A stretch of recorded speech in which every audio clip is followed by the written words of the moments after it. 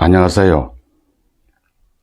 단군역사연구소장, 대구대학 삼성현 연구소 연구교수 반재훈입니다. 오늘 이 시간에는 처가 나라를 물려받은 단군 왕검이라는 내용으로 말씀드리겠습니다. 모계사회였던 상고시대는 딸이 아닌 사위가 대를 이었습니다.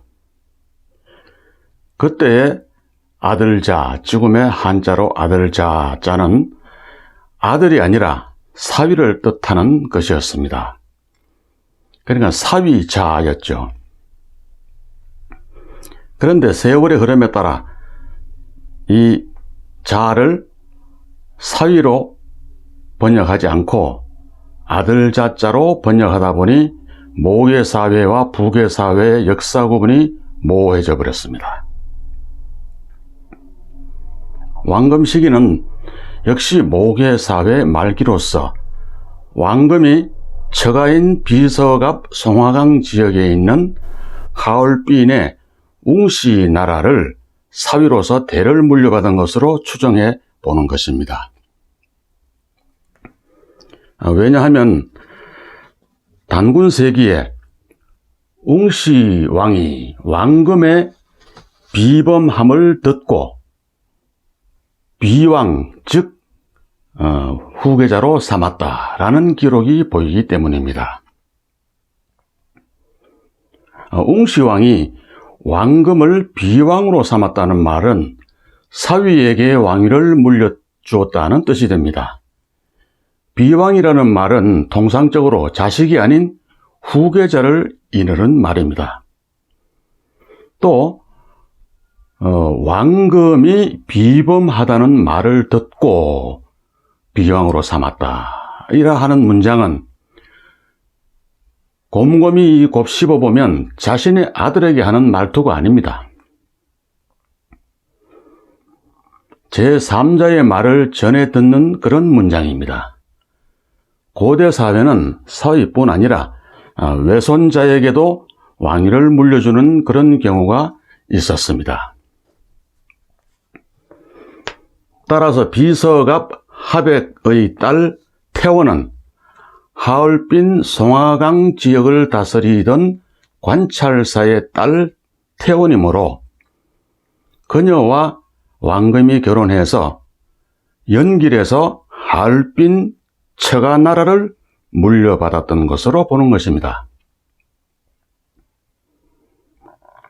근문학상으로 보면 단군조선 초기에는 순임금 시기처럼 모계사회 말기였습니다. 순임금까지만 해도 공동부부 제도인 푸날루아 시대였습니다.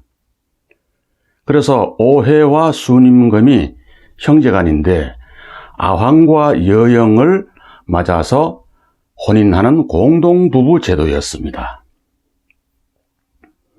즉 남녀가 2대2로 혼인하는 제도이죠.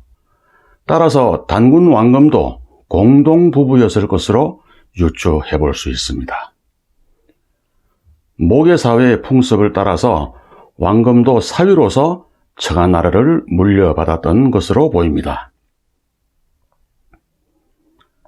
왕검도 모계사회의 혼인 풍습을 따라서 비서갑, 즉 하얼빈 하백의 딸 태원과 더불어 부인이 2명이었던 것으로 보는 것이죠. 우리나라 동빙고동의 부군당에도 단군의 부인이 2명으로 그려져 있습니다.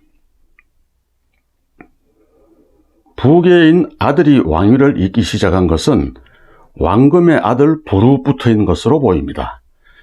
왜냐하면 단군세기나 홍사한원에 보면은 태자 부루에게 왕위를 물려주었다라고 했기 때문입니다. 따라서 완달산 비서갑이 지금의 하얼빈이라는 지명 유래와 더불어 왕검이 비서갑 하얼빈에 있던 처가 나라의 왕위를 물려받아 국호를 조선이라 했던 것으로 보는 것입니다. 옛 학자들 중에는 하백이라는 말에 매여가지고 단군도 하백의 딸과 혼인했다 하고 또 헤모스도 하백의 딸과 혼인했다 하니 고사는 믿을 수 없다 라고 했습니다. 그러니까 하백녀가 벼슬 이름이 아니고 물의 신, 즉 물귀신의 딸 이런 식으로 번역하다 보니까 야담보다 더한 상고사가 되고 이러한 오류 하나로 말미암아서 우리의 상고사 전체가 전설의 고향으로 묶여버리고 말았던 것입니다. 흑하백은 흑하지역을 다스리던 관찰사, 요서백은 요서지역을 다스리던 관찰사, 하북백은 하북지역을 다스리던 관찰사이듯이 하백도 송화강 지역을 다스리던 관찰사라는 뜻입니다. 우리도 정도전을 동화백, 반충을 광주백이라고 한 기록이 보입니다.